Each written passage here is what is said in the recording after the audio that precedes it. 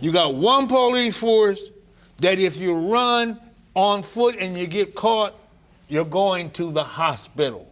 You got another police force that if you flee in a vehicle, you're going to get shot.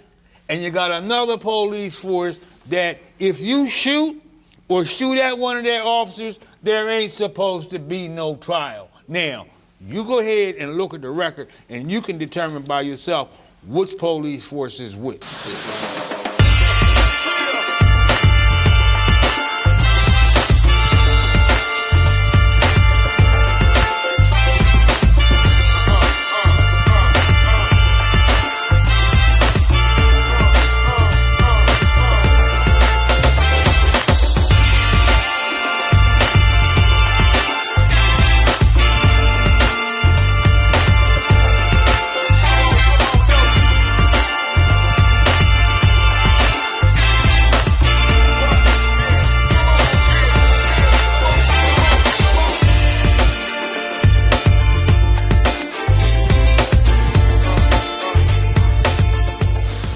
This is Dr. Curry. This is Kobe Owens. This is Jay Street. And welcome to The Source. What we have decided to do is to go a little bit further. We want to first thank all of our viewers who are really starting to really tell us that you're watching, you're paying attention, and you're grateful that we are bringing you news that you would have not normally heard, because many people chose not to deal with the News Journal or some of these other media outlets, and we are being able to give you straight up news. But we're going to move past just giving you or reporting the news, but we're going to start entering into some investigative parts of it. So today's show, we're going to start off by talking about something that we talked about last week, but we add a little bit more investigation to it. Last week, we shared with you that $446,000 was misappropriated or misused based on the reportings from the city of Wilmington, and the city of Wilmington felt that all we need to do is just take it from the next year's fund. We raised the issue and the concerns that no, you cannot just take it from the next fund, because what we are doing is we are hurting brown and black people or poor people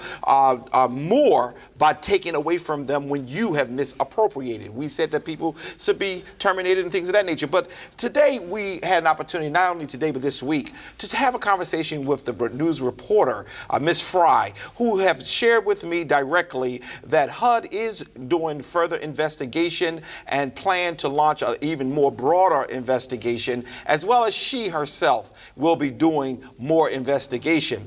We decided for the little people to just let you see the corruption and the corrupt that is going on in the city of Wilmington, and how really the poor people is not even viewed. They don't really care.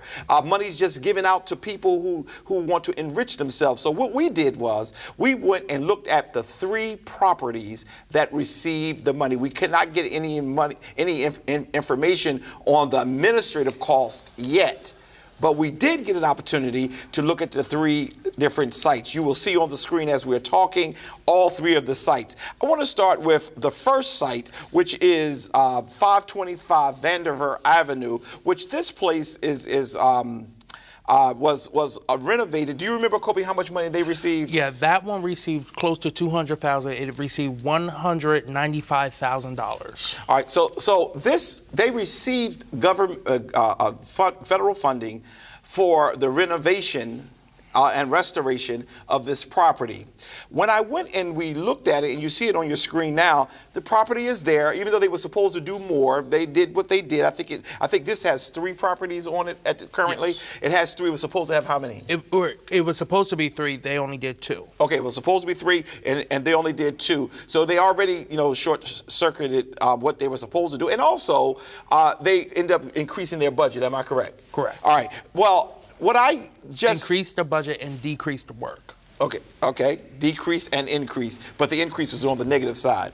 Correct. What I discovered with this particular property is that in 2013, Wilmington Housing Partnership bought this property for $30,000. Now, if any of you fellas know, who is the Wilmington Housing Partnership?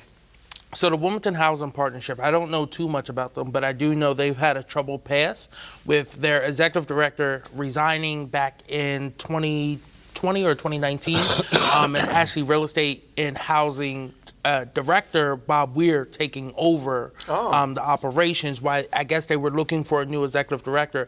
But this was also the entity that Velda Jones Potter and Vash Turner and Trippie Congo brought to light under the previous city council, the 107th, where they brought up some of the mishaps going there, and the city ended up paying back close to $3.4 million. All right, let's back up, because you're saying too much for my audience. Yes. And let's try to break that down a little bit. You said, first of all, they had a troubled past. Yes. And you said a certain name of an individual who had to take it over. Yes. Who was that person again? Bob Weir. Bob Weir. Is that the person who we now have issue with because he has given out money inappropriately for federal funding?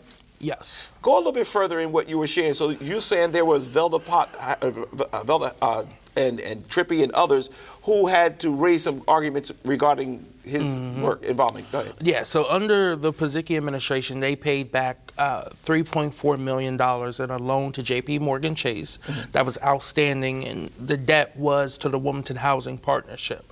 Now, the Wilmington Housing Partnership is supposed to create low-end, affordable housing for the city residents.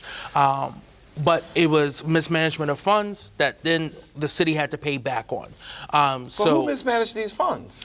Well, it's very hard to find information who was on in the charge? Wilmington. Right. It's very hard to find information on who exactly is a part of the Wilmington Housing Partnership. Now, their old director, before Bob Weir took over, was a guy named Bennett. And he's the one who resigned before Bob Weir took over. So Bob Weir, Kobe, may I ask you a question? Bennett, I'm sorry, Steve Martin. Okay. Isn't the $3.4 million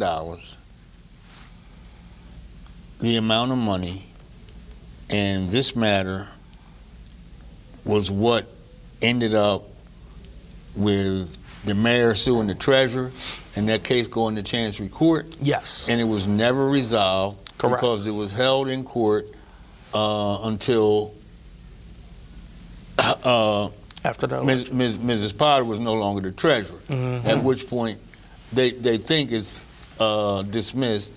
It may be dismissed, but there was another entity that had filed a motion to intervene, and that person who filed the motion to intervene is not giving up on it. So that all I'm saying is there's a correlation between the properties and the $3.4 million and now the $446,000. So whatever transpired at the beginning, and I think you said 2013, or was it 2000? What year was it? 2016, this all started. 2016, that hasn't gone away. 6 years later, it's not one now, but potentially two scandals. Am I correct? Correct. Okay. This is really sad. We have city corruption at a level that is unspeakable, and it's covered, it's hidden. And that's why we're not going to talk fast on this show anymore, because we have to unskirt this. And I call you Brother Street all the time because I respect you highly. You know, your role on this panel is so critical because you remember stuff that I'm still trying to, I didn't even know that happened. I was here, but wasn't involved to that level. But if you remember the case between the mayor and the treasurer, the Chancery Court wasn't sure what to do with it because historically nothing like that had ever happened. You got the mayor suing the city treasurer, and both of them had to use city funds to obtain outside counsel. Wow. And the only reason that case did not go forward is because Mrs. Potter is no longer the city treasurer. Unacceptable. And that was a working to get her out of the way. Absolutely. So that it can go away. But it will not, because I've learned something. When you don't check bad behavior, it repeats itself. I'm sorry. Now, a little bit more about the Wilmington Housing Partnership. Now, they say over the last 25 years, they've built roughly 500 homes that are low-cost, affordable housing, right?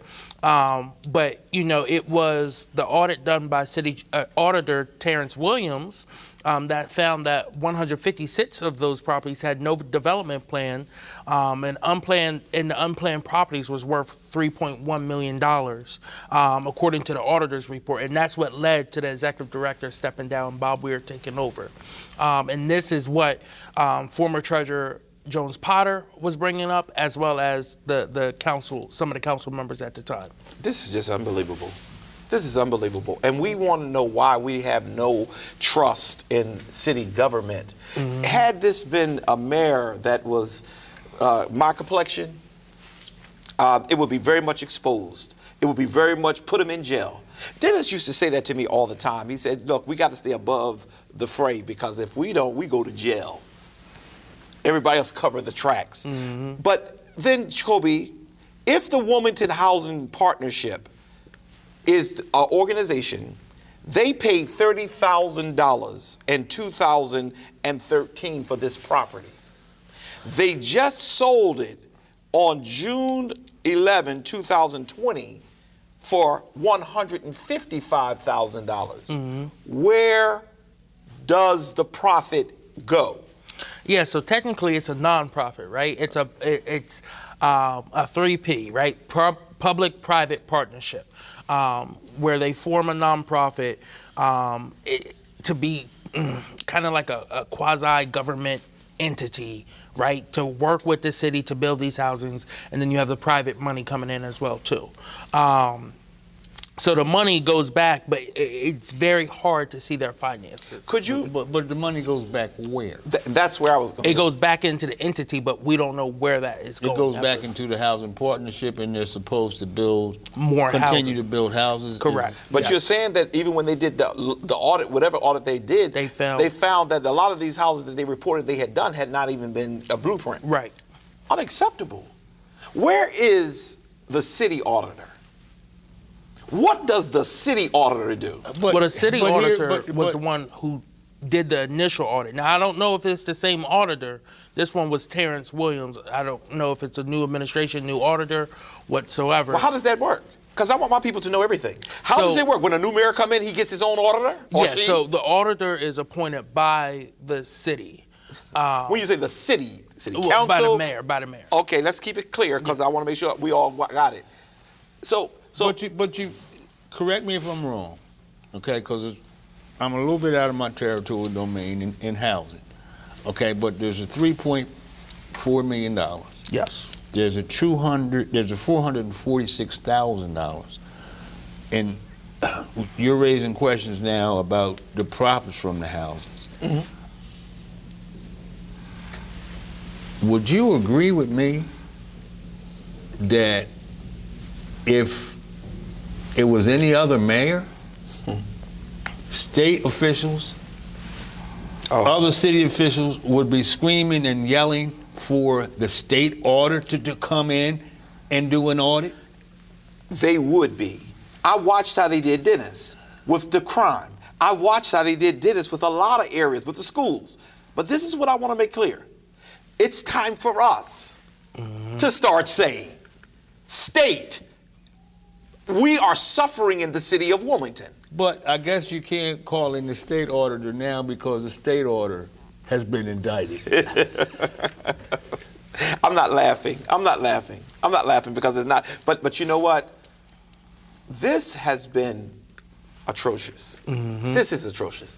Where do we go? I have people who come to our church to get help on rent, can't find housing. One woman is living in with what do you call that, mold, black mold? Mm-hmm. She done been moved from one house to another house, and they all are infested with black mold, and no one seems to care.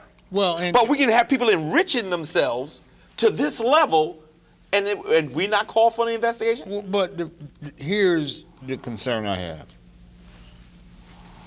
The whole program, federally approved, is a good program. It's meant to eliminate the problem, which Kobe brought to my attention, a couple weeks ago on this show the fact that we now have more renters within the city than we do homeowners. Mm-hmm. So it's a viable program. It's well intended, but the question is whether or not the funds are being appropriately utilized and the intended beneficiaries actually benefiting. And at this point, we can't be sure. We're thinking out loud right now, but do not think we will be thinking out loud when we have our conversations privately, because we're going to have to start calling for some investigations. Well, my better judgment tells me that at the point where the news journal is involved and HUD appears to be continuing to pry into this, we're going to end up with a major federal investigation. And unfortunately, I believe that we're going to have some people who are going to have some difficulty with the law. Well, we'll get to that in a minute, because some people know how to skirt it really well. There's another property, 505 Lafayette Boulevard. It's in the Oliver's place. Mm-hmm. How much money did that property get? Do you remember? That one received $186,018. And how many properties were they supposed to do? So that one was supposed to be 8 properties, that one was supposed to be 2 single home properties. However, 3 homes. The agreement was for 3 homes there, and they did not reflect any change there, but only 2 of the homes were completed. Okay, only 2 homes were completed. But I got a bigger house. I'm happy. No, sir. You cut the other house in half, and you That ain't how it made 2 happened. houses, and so now I got a larger house. I'm happy. No, that ain't how it happened. That parcel that we looked at, which was 505 Lafayette Boulevard, there was we're not going to say last names, but it's public knowledge, because all you got to do is go on the Newcastle County parcel thing and you can find out who owns what, including East Iron Fair. And what you will find is that there was a Denise person who paid $191,000 in 2019 for that particular property. All right. Then after that, which was in August 14th of 2001, 217 Washington Associates LLC. Who in the heck is 217? It's 217 Washington Associates. They purchased it for $7,000. Are you telling me that somebody brought the house for $190,000, and subsequently an LLC brought it 2 years later for $7,000? For $7,000. It's right there. That's public record. Where is the money? How do you buy a house for $7,000 and the person paid $191,000? I mean, I'm trying to figure that one out. I'm trying to figure it out. Now, I mean, okay, if you bought it for $7,000 and you fixed it up and you gave it, and now you have it was already renovated for $190,000. Isn't that correct? I mean, for $186,000. $186,000. We will get into this further. I wanted to make sure that you can trust that we're not going to. And one last thing, I forgot one more thing. 608 East 11th Street. We can't find that property on the Newcastle County parcel list. We're going to look again, because maybe my fingers were too fast or the staff weren't able to find it. But several of us tried to find 608 East 11th Street, because that property received how much again? Yeah, that property received $16,418.45. Okay. And it's owned by the City Department of Real Estate and Housing. Oh, okay. Maybe they don't have to have theirs listed. I'm not sure. Maybe that's what it is. But I could not find it. We will get back to you on this. We brought this back to you for reasons, not so that we can raise Cain or you can see how much we can talk negative about the city administration and things of that nature. But I think you need to see you're struggling. You're working every day. You're paying almost $5 for gas. You're doing the right thing. When you make a mistake and don't pay your water bill or your electric bill on time, they cut it off. They don't care. But when they make these egregious errors, it is supposed to be forgiven and overlooked. It has to stop. And that's why we're going to continue to investigate. Let's go one more thing, and then we're going to go to a break. I received a text, not a text, but a tweet of the city council president. And I wanted to discuss this because it is a topic right now. Our community is mixed, and we want to say that to be very honest. And I'm going to try. Some of us are mixed TV on the podium today, but there was the Trippy Congo, who is the president of city council. He sent out a tweet sharing that the street renaming as well as the library is a nice gesture, but it didn't go further enough. I begin to ask questions like, well, if they're going to name a street after him, what are you talking about? Who are you talking about? I'm sorry. Thank you. The mayor of the city of Wilmington decided that he would name the street in front of Warner Elementary School after Newt. If you want to know his real name, is Terrence Newton.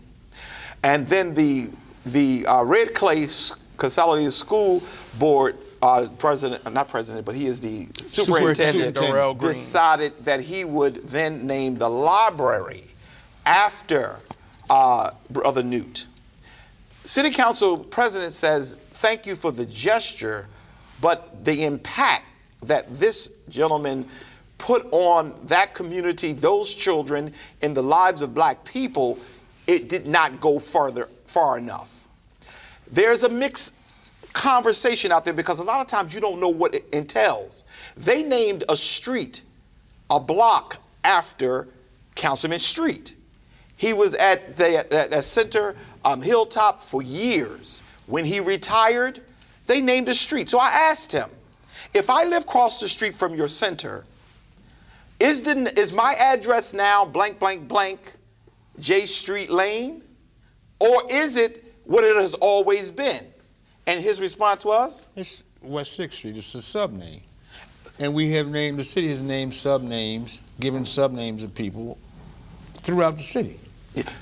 Down the street, I mean, it's Junior Ortega Way, and next block is Maria Matos Way. Bishop Morton got a way too, don't she? Yeah, Bishop Morton Way, and over here.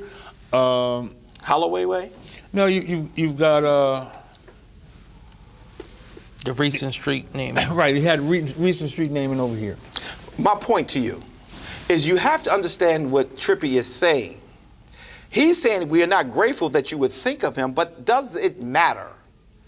For the impact that Newt put on those children in our community, being a legend in our city, naming a street, a street that in 5 or 6 years, if they decide to tear the sign down, it goes away.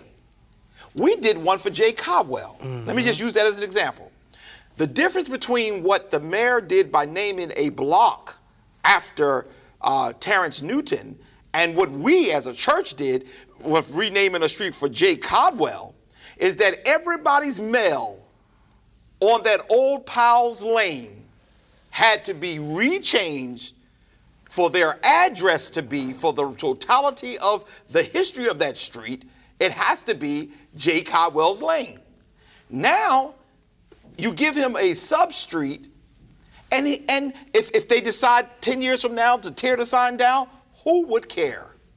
What Trippy is asking for is for permanent stuff. If we're going to show that we appreciate what Newt did, name the whole, what is the name of that street? Do you know the name of that street in front of Warner? 18th.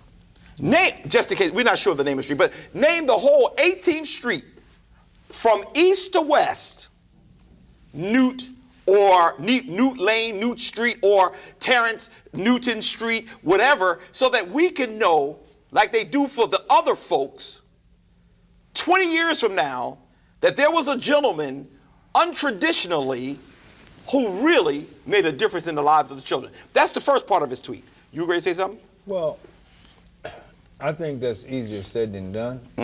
In the case in the county with J. Caldwell Lane, we had to get, you got 2/3 of all the homeowners or landowners on Powell's Lane to agree. I don't know what the rule would be in the city, but when you go from one end of West 18th Street to the other and you got to change all the addresses, you know, the naysayers will come forth, and somebody will make a challenge to that.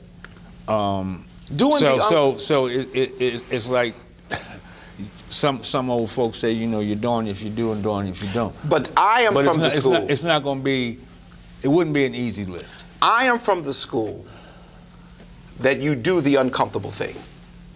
I know there were people who were, and it wasn't that many because it wasn't a big, highly populated, but there were people who went against doing the J. Codwell. But you do what is right. Sure, you can say, we are going to name this street after Terrence Newton, and then we go to work getting the signatures because we believe in what he did for our community. But they got 11,000, they got 11,000 signatures about renaming that school. We're going to go there next. Okay, but one of the things, across the street from the school is a park. Okay. Which actually the city owns the park. Mm-hmm. The next block is basically businesses, and you get to Baynard Boulevard. Mm-hmm. And you know, if you go from Baynard Boulevard over past Warner, that's a section where I don't think you find great opposition. But then you go down the street another block, and that's Salesiano. And I'm just saying. And you want to know why, Brother Street, Brother Kobe, you want to know why when black folks start protesting and then rioting and everything else, they do it? Now, I'm going to just go right to it. You know why? Because they're not valued.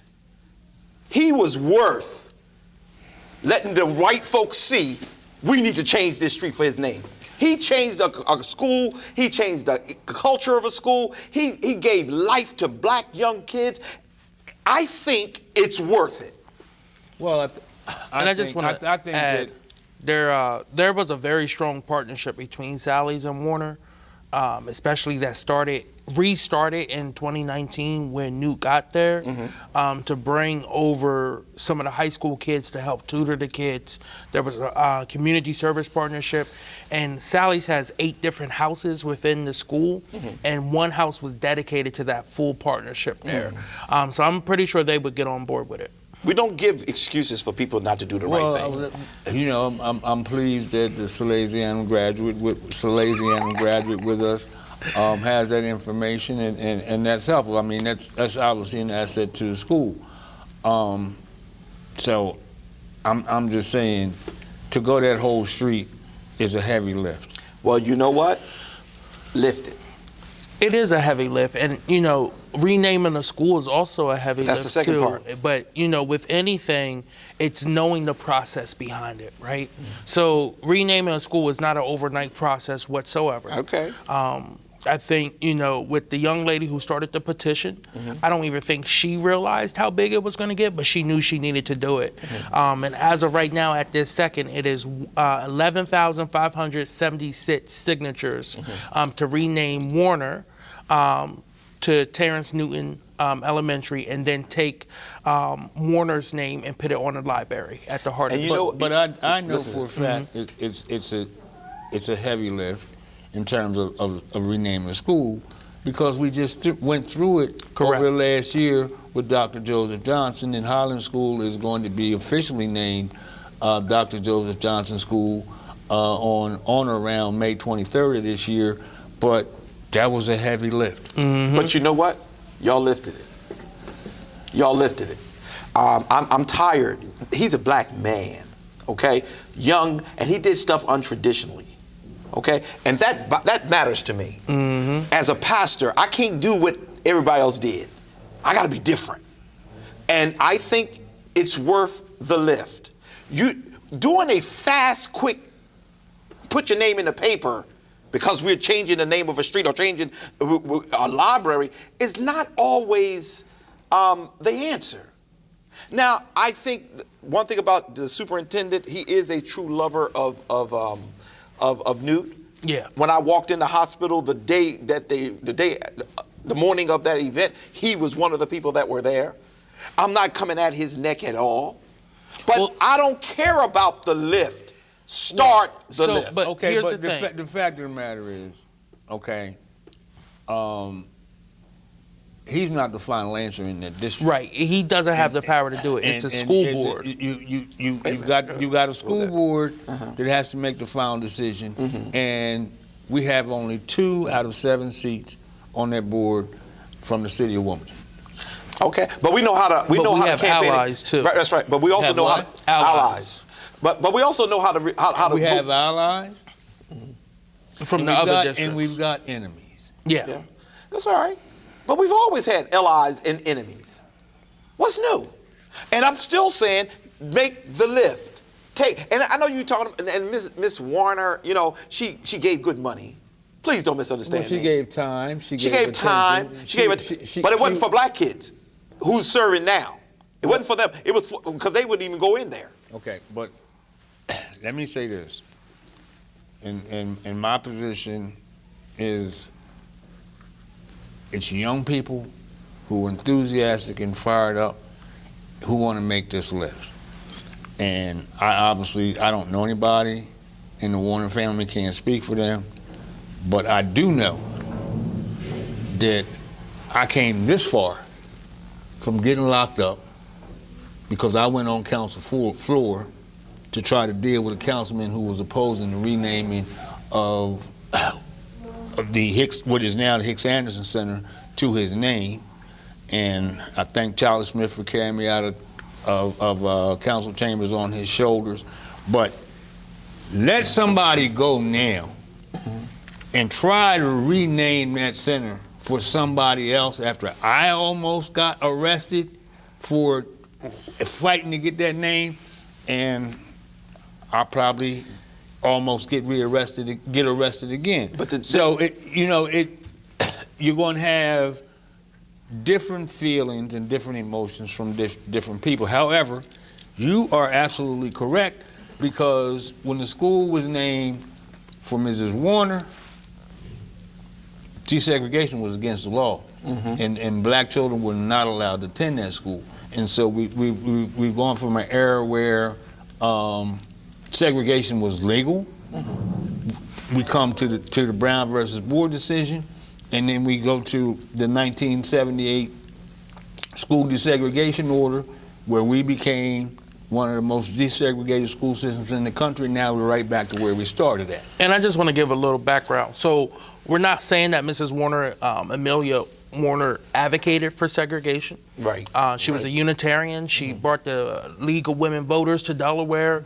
And her main focus was getting women the right to go to UD and colleges here in the first state. And there's a mark at the university in her honor recognizing that. Right. And her work was all around women access to college. So I'm not knocking anything, but she did not have an impact on the actual school building that's there now. She did not have an impact on those kids there.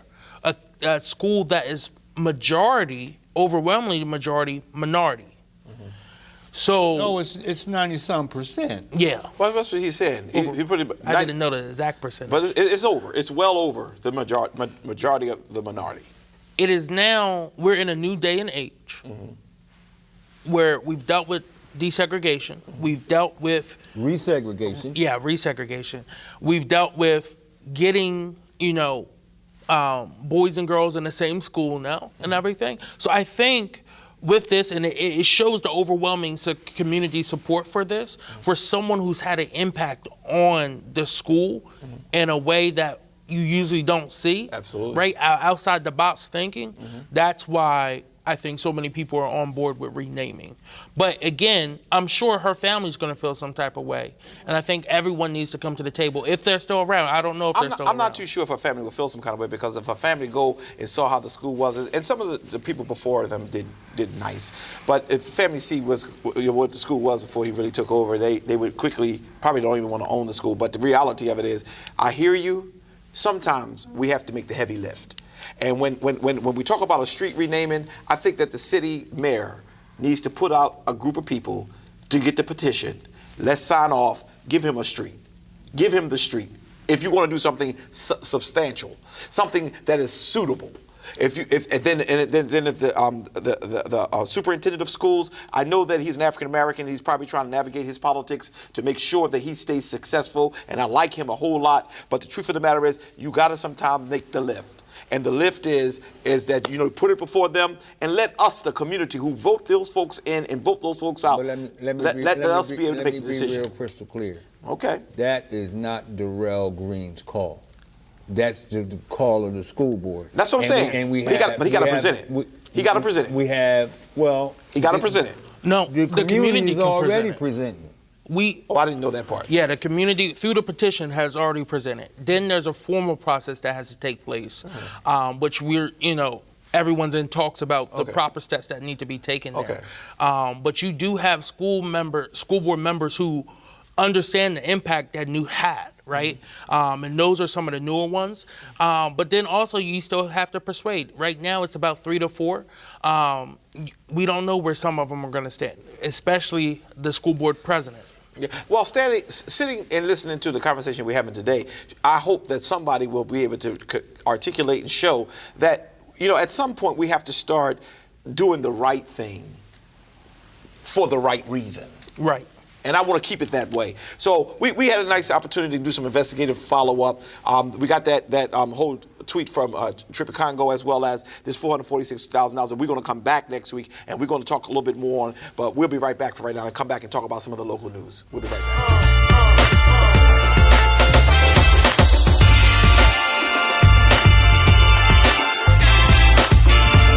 And we're back. We want to talk just a few minutes about this city council and a couple of activists who want to basically block the mayor's budget, or should I say at least the police budget, because there's really no real reform. What's going on with that? Yeah, it's a two-pronged front, right? So one, recognizing the violence on the street, and then also recognizing the police brutality that's going on. So there's 3 points there. The first one is to have an outside entity come in and fully audit the police practices and policies, right? And the person who they're asking for is Carlton Mayers, who was the former national NAACP criminal justice, worked with the Obama administration, has worked in multiple states on police reform. He knows the inner workings of police departments. For him to come in and do a full audit of our policies and practices here of the Wilmington Police Department. Now, of course, why we're saying that is because, one, their internal affairs, when they investigate their own, is completely horrible right now. It's no reason why you should have an officer still having his department-issued ID and baton after he got fired, supposedly fired, for, but he still had all his stuff, but he was fired for... Resigned. Huh? He resigned. It doesn't matter. He resigned. It doesn't matter. He's no longer part. For having sexual relations with a minor. Yeah. You should not allow... He didn't have sexual relations. He was solicited. Solicited. You shouldn't allow for Waters, who came on board after being fired... We don't know that yet. I hear you don't want us to... I know what he's charged with. Right. Okay. Because we don't want to give out bad information, but we don't know... The current charge is solicitation. Yeah, but sex is more than just physical. Now, don't get me to starting, because I'm a wordsmith guy. Sex is more than just physical. I'm just talking about. And if you're doing acts in front of a phone so that people can see it, there's an interaction of sex, but it may not be physical. Okay, but we'll go back to this. But I hear you. You want to keep us straight, and we're gonna stay straight because we want to do that. But I'm disgusted. So after that point, the next one is community response teams. Very similar to how Denver has the STAR program, how Austin, Texas has Cahoots, community response to deter the level of police brutality for low-level crimes, right? And those low-level crimes also disproportionately affect Black and brown communities where you get arrested, right? And then you get started on this recidivism rate, right? And then the third point, which I think is the most important, is to create an Office of Violence Prevention. This is something that has been talked about for a long time here in the city of Wilmington. Now, some people want to put it under the police departments. Most experts say it works best when it's outside the police department and works in coordination with them, where it is not under the police chief, right? And the ask is, one, to create that. the way best experts say, and to fund it, right? So the ask is 5% of the police budget to go towards funding that. That's about $3.6 million. Now you may ask, where can that money come from? Well, if the city stops paying back all this mismanaged use for housing, you would have the money right there. But Two also, different budgets. yes. But I want to say there, and don't lose your thought. But it's not. When I heard the activists sharing defund the police, what you're sharing now is all they were really saying. Right, but Don't of course defund the police. spin- Restructure how we budget the police department, Right. so that we can have some intervention stuff going on as Correct. well.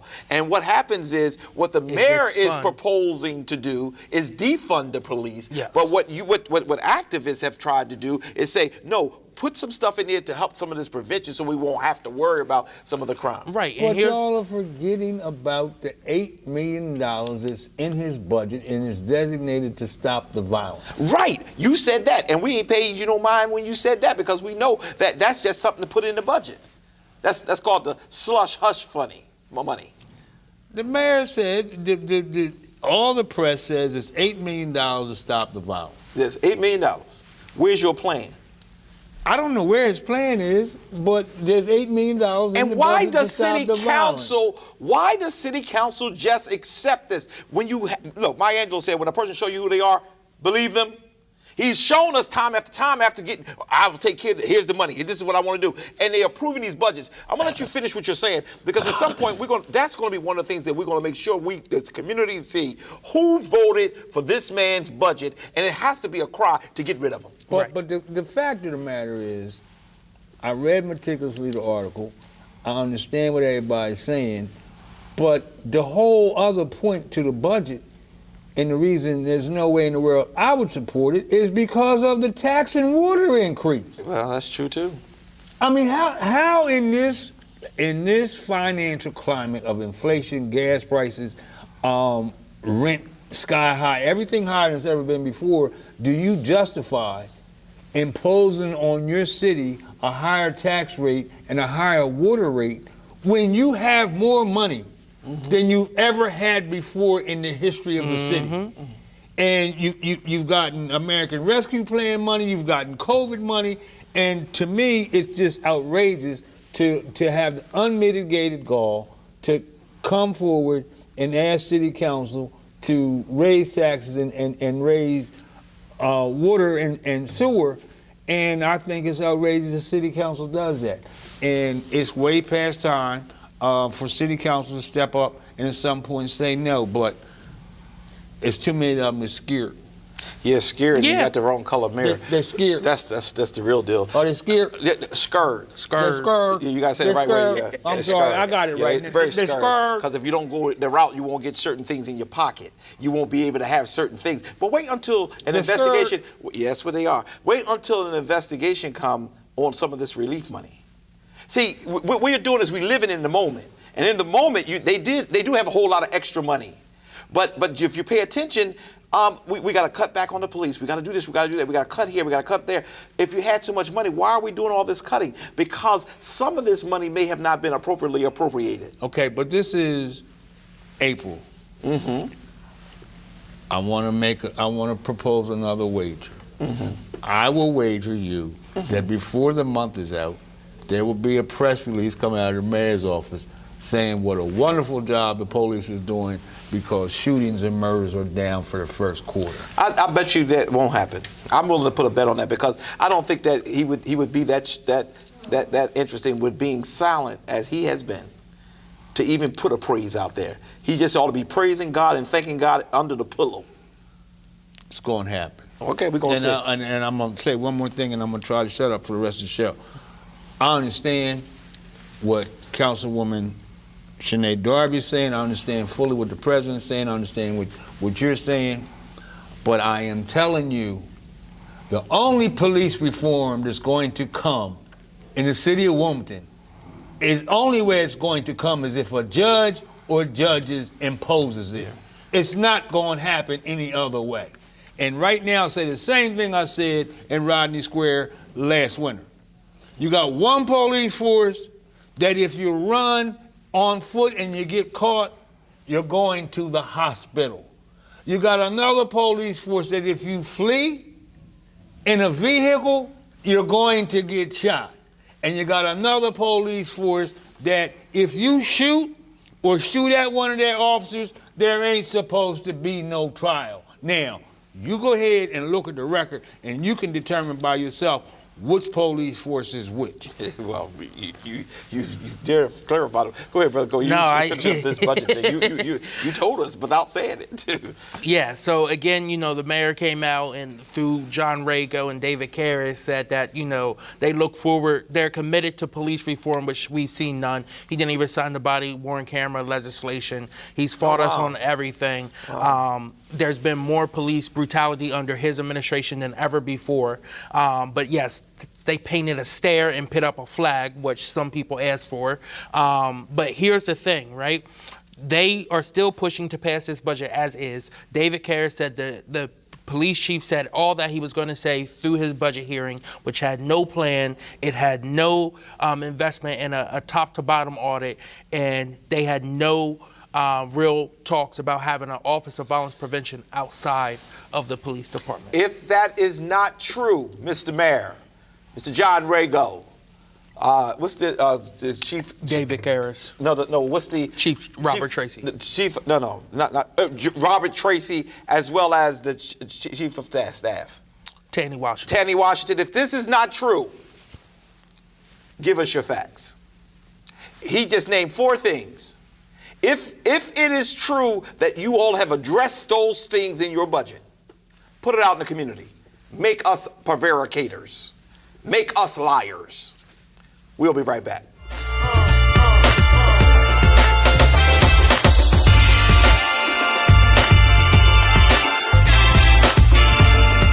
And we're back. Well, it's that time of the show when we get a chance to hear from Kobe. So let's hear what's going on with the Kobe Corner. Yeah, so first off, I want to jump right into it, talking about the education here in Delaware, but in a different light. For the recent budget hearings down in Dover, the Department of Ed came forth, the JFC, the Joint Finance Committee. And one of the questions raised by Republican Ruth Briggs King was the education for incarcerated children. So between July 1st, 2020 to June 30th, 2021, there was 500 kids in 2 detention facilities. Ferris up here in Wilmington, and then the one down in Georgetown as well, to Stevenson House, in Milford, I'm sorry. And the issue was they have a pre-exam and a post-exam that the longer term students are supposed to take, right, to see where they're at. And in a lot of the post-exams, the students' grade, reading level, math level got worse while they were in the detention facility. Now, that's a huge issue when you want these kids to get back into the system so they're not living a life of crime and not constantly in and out of jail, right? Especially with such a high number. Now, the education system within our prisons are run by the Department of Services for Children, Youth, and their Families. So she raised that question, and I know Jay cares deeply about education, but she's looking for more answers, right? Why is this happening, and how can we change the curriculum so that we can make sure people who may already be behind a grade level or be behind they're on their level, right, don't fall further behind while they're in these detention facilities. So I think that is going to be critical. Right. It's something that I personally want to follow through and follow up on as the investigation goes on and as they look for more and more answers to that. Because the correction system is supposed to rehabilitate and to correct, not to cause a person to go further into. And if you really want to know why the return to prison is so high, is because the reform in the prison is not apparent, is not there. The reform is fake news and a lie. You know it. Right. But I got to put it out there. Absolutely, it is. It is. But at some point, we're going to have to tackle that, because if this is the point. Because, and I'm so glad Kobe brings this forward, because we've got all-time record-high shootings throughout the state of Delaware. We've got all-time, in some of these schools that I have looked at, especially within the city of Wilmington, record low performance scores. If anybody doesn't have sense enough to see the direct correlation, in my opinion, there's something wrong with them.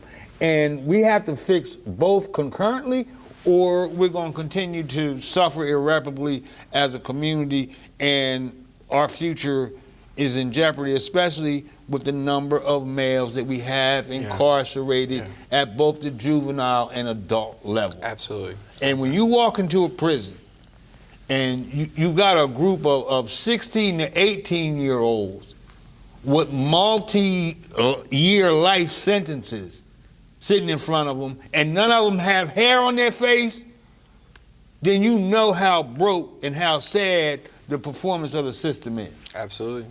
Absolutely. Yeah. So, you know, that's going to be something that's going to be key for a lot of people going forward. And, you know, like I said, I'm going to be following this one pretty closely to see what comes of it. Next, I want to talk about the relief rebate that was proposed by the governor's office and supported, it seems bipartisan, down in Dover. So it passed out of the House Administration Committee, and what it's going to do is give $300 based off your 2020 tax returns to about 600,000 Delawareans for gas, right? Okay. Because everyone's experienced the high gas prices. This is another move in solidarity with what's going on over in Ukraine and America, you know, putting a lot of sanctions on Russia right now, where some of our oil and gas comes from. So this is, you know, we're looking at experience almost $1 billion in a budget surplus this year. The governor has done a really good job at creating those extra funds, but this is what he wants to put it towards. Now, do they have a cutoff on the amount of money? Because I'm on fixed income, so I'm trying to see if I'm in that. Like how much do you said it's based on your taxes? So if I made $100,000, would I be eligible? Did they not bring that out yet? No, from anyone who filed their tax returns in 2020. Oh, anyone who filed? Yes. Oh, we get a $300 check coming. No, but the fact of the matter is, it's all fake news. Uh-oh. Yeah, because $300 from the state to $1,400 from the federal government. How much money have you spent in gas in the last year? Yeah, more than You that. know, you not giving me More gas than money. Well, Jay, thank you for what they gave. They didn't have to give nothing. I can hear somebody And saying gas that right doesn't have to be $4. now. Yo, it has to be $4. Why? Because we Fake news. Fake news. Now, this goes back to the debate. Other countries gave monthly $2,000 checks throughout the pandemic. It was a talking point at one point in the pandemic. $2,000 checks were promised in the presidential election, and then it became $1,400 because we had already got a $600 one. And I guess that's how they do math. If anybody thinks these oil companies are not price gouging, then they're just sadly naive as far as I'm concerned. Well, they even and said- their profit is more than it's ever been, Right. and it's just going to Right. increase. And so, as far as I'm concerned, all of it is fake news. Well, what they said, the oil companies responded and said, look, when ours was under a 0% under per barrel, nobody cared about us. Now that it is up, everybody want to look at us. And they got some truth to it, but to the level they are charging right now because of our dependency on it. And then you've got we these need more name. electric Hold cars. it. See, y'all need to pay attention. You got all these name brand gas stations, and then you've got the ones with 10 cents or 15 cents lower cost. And if you look closely enough, all these no name brand trucks are going to all the stations. Yeah. So all of it is fake news. Yeah, go to BJ's. Better get. Yeah, I learned get to a go to membership. BJ's. I meet some of my members there. Go ahead. But a part of that, Biden is also releasing 1 million barrels of I heard him say oil a that. day, which, I mean, hopefully, I mean, I wish he would have started that a few months ago. But, you know. That would have hurt the oil people. But go ahead. Yeah. So my last point. Fake news. The 1 million gallons a day is fake news too. My last point today. Fake news and poor people singing the blues. Yeah. As you know, we filmed this show early. Yeah. So as of right now, it has not happened. But hopefully by tonight, we will see Judge Ketanji Brown Jackson go to Justice Ketanji Brown Jackson. Her nomination, we've seen the hearings, we've heard the attacks from the GOP. We've heard the discriminatory things that have been said against her, the reporters asking to see her SATs and LSATs.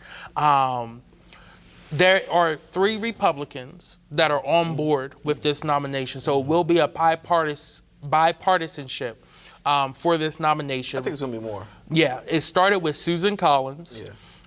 And then she was joined by Lisa Murkowski from Alaska and Mitt Romney from Utah.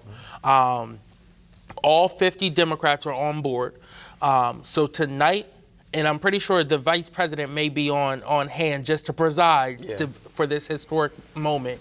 But anywhere from tonight to Friday, they will hold the vote to confirm Ketanji Brown Jackson to the Supreme Court, making her the first African-American woman to ever serve on a Supreme Court. Let me stop there for a minute. Today, Brother Street, I gave you one word, and you were very proud of me when I said prevaricators, those who stray away from truth. I'm going to give another word, start with a P. It's called prognosticate. We're going to prognosticate that she will become Chief Justice. And then they call the Supreme Court Chief Justice? Not Chief Justice. Okay. She's just an Associate Justice. Okay. The Chief Justice is the head person. Court. Okay. Yeah, that's she will certainly do it. So we're going to prognosticate that today. But while y'all are jumping up and down, Okay. Uh-oh. you know, our children who are looking at this, who would want to go through this process?